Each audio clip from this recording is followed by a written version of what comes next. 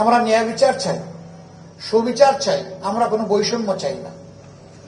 আর দ্বিতীয় স্লোগানটি ছিল দেশটা কারো বাবার নয়,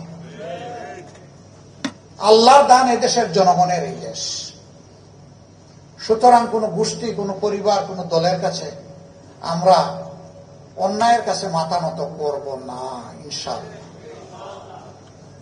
এইখানেও আমরা অনড়, এখানেও আমরা আনকম্প্রোমাইজিং। তবে সরকার যদি জনগণের কল্যাণে কোনো সিদ্ধান্ত বা পদক্ষেপ গ্রহণ করে আমরা সমর্থন দিব এবং আমরা সহযোগিতা করব। কিন্তু জনগণের স্বার্থের বিপক্ষে যা যা করবে প্রত্যেকটার প্রতিবাদ করব এবং আপনাদেরকে সাথে নিয়ে প্রতিরোধ গড়ে তুলব ইনশাআল্লাহ। আমরা এইভাবে ফ্যাসিবাদের শেষ ছায়াটুকু বাংলাদেশ থেকে আমরা বিদায় জানাতে চাই, আমরা রাখবো না ইনশাআল্লাহ। ঈদ আসবে, সাথে ক্যাশব্যাকও আসবে। নিজের বা প্রিয়জনের জন্য কেনাকাটায় এবারও নগদ পেমেন্টে পাচ্ছেন দারুণ ক্যাশব্যাক। তাই যাই কিনুন, পেমেন্ট করুন নগদে। আমাদের লড়াই জনগণের জন্য, দলের কিংবা আমাদের দলের নেতৃবৃন্দের, কর্মীদের ভাগ্য পরিবর্তনের জন্য নয়, 20 কোটি মানুষের জন্য আমাদের এই লড়াই। আমরা ক্ষমতায় গেলাম কি গেলাম না, এটা আল্লাহ তাআলার ফয়সালার ব্যাপার, কিন্তু আমাদের লড়াই থামবে না, আমাদের এই লড়াই অব্যাহত থাকবে ইনশাআল্লাহ। সম্মানিত রংপুরবাসী,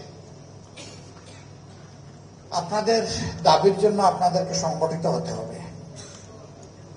তিস্তা এমনি এমনি বাস্তবায়ন হবে না, এটা ধারণা করবেন না। শুধু সংসদে বললেও হবে না, এ ধারণাও রাখবেন না। তিস্তা পার থেকে আপনাদেরকে সংঘবদ্ধ হয়ে হাতে হাত ধরে আওয়াজ তুলে বলতে হবে আমাদের তিস্তা পরিকল্পনা, মহাপরিকল্পনা বাস্তবায়ন হবে। এর পাশাপাশি আমরা বলেছিলাম আমরা সুযোগ পেলে ইনশাআল্লাহ উত্তরবঙ্গকে আমরা কৃষির বাস্তবে এটার জন্য যা দরকার, যত ধরনের উপায় উপকরণ দরকার, সবগুলা দিয়ে আমরা যদি এইটাকে বাংলাদেশের, শুধু এই অঞ্চলের মানুষের চেহারা বদলাবে না, এই অঞ্চলের মানুষের চেহারা বদলানোর পাশাপাশি গোটা বাংলাদেশের চেহারা বদলে যাবে। আমরা একটা মানবিক দেশ গড়তে চাই।